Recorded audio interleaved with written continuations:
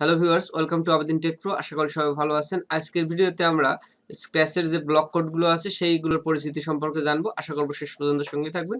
চলুন আমরা স্ক্র্যাচে log in করে নিই। তো ভিউয়ার্স, এই যে scratch.meet.edu এই লিংকে আমরা প্রবেশ করবো। আপনারা নিশ্চয়ই জানেন, আগের ভিডিওগুলোতে দেখেছেন। তো ভিউয়ার্স, এই স্ক্র্যাচে আমরা লগ ইন করার পরে যদি ইংরেজি ভাষায় থাকে অবশ্যই আমরা ভাষা পরিবর্তন করে নেব।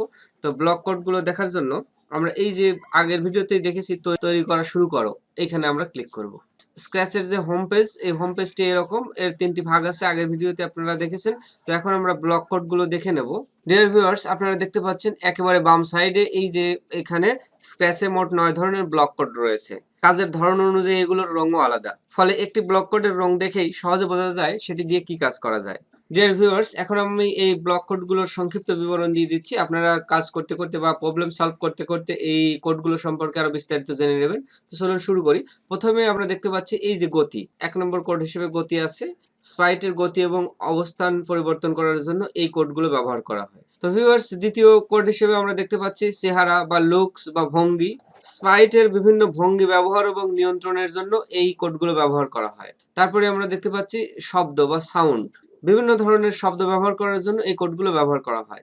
এরপরে রয়েছে দেখুন ঘটনা বা ইভেন্টস।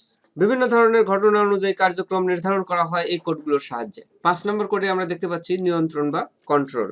তো এই কন্ট্রোলের কোডগুলো ব্যবহার করা হয় বিভিন্ন শর্ত যাচাই এবং পুনরাবৃত্তির লুপ হিসেবে। এর পরবর্তী কোড হিসেবে আমরা দেখতে পাচ্ছেন এখানে লেখা আছে অনুভব করো।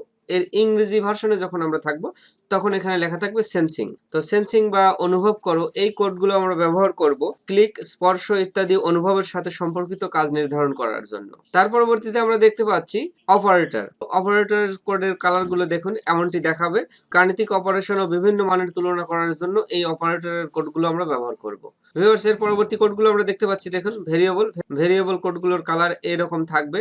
আপনারা নিশ্চয়ই দেখতে পেয়েছেন। স্ক্র্যাচে মোট এই 9 ধরনের কোড ব্যবহার করে আমরা বিভিন্ন প্রবলেমের সলিউশন করব। আশা করি বিষয়টি বুঝতে পেরেছেন।